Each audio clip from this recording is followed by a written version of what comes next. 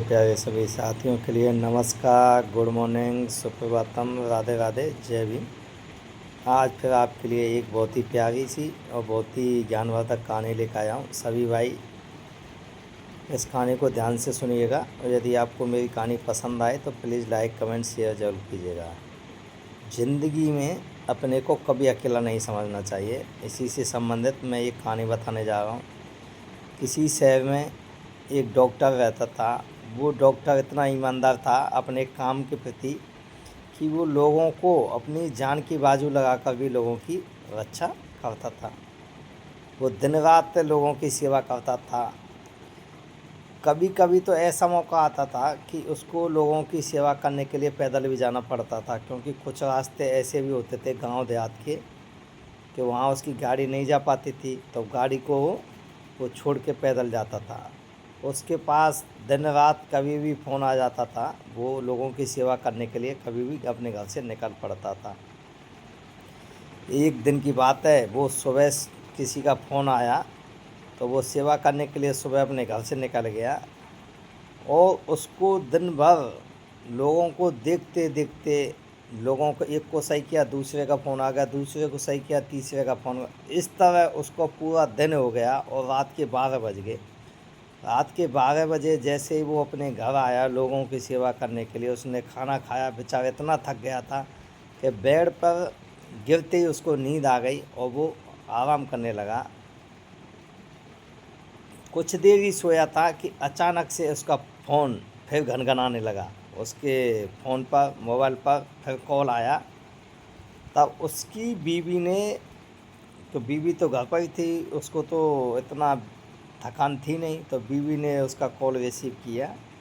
सामने से एक आवाज़ आ रही थी कि डॉक्टर साहब की मदद चाहिए, क्योंकि मेरी बेटी बहुत ज़्यादा बीमार है। उसको 1 से 4 से ज़्यादा बुखार हो गया है, उसका माथा गर्म है।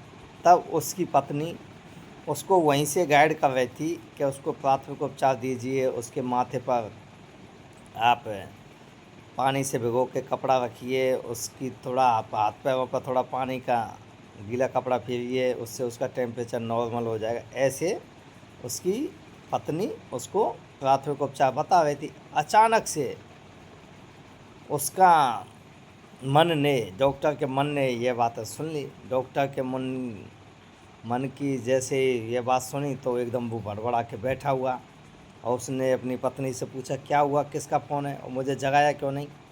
तब उसने पूरी बात एक बूढ़ी माँ है, उसकी बेटी की तबीयत ज़्यादा ख़राब है, उसको इतना बुखार है। उसने अपना बैग उठाया और रात के 2 बजे वो निकल गया था। और वहाँ कच्चा रास्ता था, उसने अपना पैदल ही जाने का निश्चय किया। और जैसे ही वो जंगल में पहुंचा तो वहाँ पर सुनसान रात थी। अचानक से उसको एक पुल में होके पार करके उस गांव में जाना था। जैसे ही वो पुल में घुसने लगा, एक आदमी ने आवाज़ दी। उस आदमी ने उस डॉक्टर से पूछा, माचिस है क्या। डॉक्टर साहब ने बैग नीचे रखा, जेब में हाथ डाला, माचिस निकाली और माचिस की तीली जलाई और उस आदमी का सिगरेट जलाया। जैसे ही सिगरेट जलाया तो डॉक्टर साहब ने उस आदमी का चेहरा देख लिया और उस डॉक्टर साहब निकल के उस गांव में पहुंच गए। 1-2 घंटे में इलाज किया, फिर वापस आए। जैसे ही डॉक्टर साहब फिर वापस आए तो उस आदमी ने फिर आवाज़ दी, माचिस है क्या। तो उस डॉक्टर साहब ने फिर अपना बैग नीचे रखा, माचिस जेब से निकाली, उसकी सिगरेट जलाई और सिगरेट जलाने के बाद उसका चेहरा देखा और चुपचाप डॉक्टर साहब आ गए और वो सो गए। फिर बेचारे डॉक्टर साहब 2 घंटे सोए थे। 2 घंटे सोने के बाद अचानक से उनके सीनियर का फ़ोन आया कि आप हॉस्पिटल जल्दी आइए और आपको यहाँ आपकी सख्त ज़रूरत है, क्योंकि किसी ने हमारे एक रिश्तेदार का मारपीट कर दी है और उसको बहुत ज़्यादा चोटें आई हैं। डॉक्टर साहब भागे भागे हॉस्पिटल पहुँचे।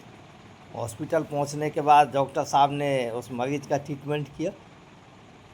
ट्रीटमेंट किया और जब मरीज़ होश में आ गया तब उस मरीज़ से डॉक्टर साहब ने पूछा कि आपके साथ ये हादसा कहाँ हुआ। तब उस आदमी ने बोला, लगभग 3:30 बजे के आसपास की बात थी। मैं उस पुल उसके पास से निकल रहा था, अचानक से एक चोर आया और उसने मेरा सब सामान छीन लिया और मेरे साथ मारपीट की। तो डॉक्टर साहब को तो माथा ही पगला गया जैसे उसने उस पुलिया का नाम बताया और टाइम बताया। तो डॉक्टर साहब बोले तो उस आदमी को पकड़ा कि नहीं पकड़ा, तब वो डॉक्टर साहब से उस आदमी ने बोला नहीं, उस आदमी को पकड़ लिया गया, वो जेल में है। तो डॉक्टर साहब बोलने लगे कि मुझे उस आदमी से प्लीज़ मिलना है। जैसे ही डॉक्टर साहब उस आदमी के पास पहुँचे तो डॉक्टर साहब ने तो उस आदमी को रात में देख लिया था। तब डॉक्टर साहब ने उस आदमी से पूछा, क्यों भाई, यह बताइए, मैं भी तो उसी पुलिया से गया था, आपसे मुलाकात हुई थी, तो आपने मुझे क्यों नहीं लूटा। तब वो आदमी ज़ोर ज़ोर से हंसने लगा और वो बोलने लगा, डॉक्टर साहब, मेरा एक सिद्धांत है कि मैं कभी भी लूटता हूँ, एक आदमी को लूटता हूँ, लेकिन आप तो दो थे, इसलिए आपको नहीं लूटता। डॉक्टर साहब बोले, दो थे तो मेरे साथ दूसरा कौन था भाई, मैं तो अकेला ही था।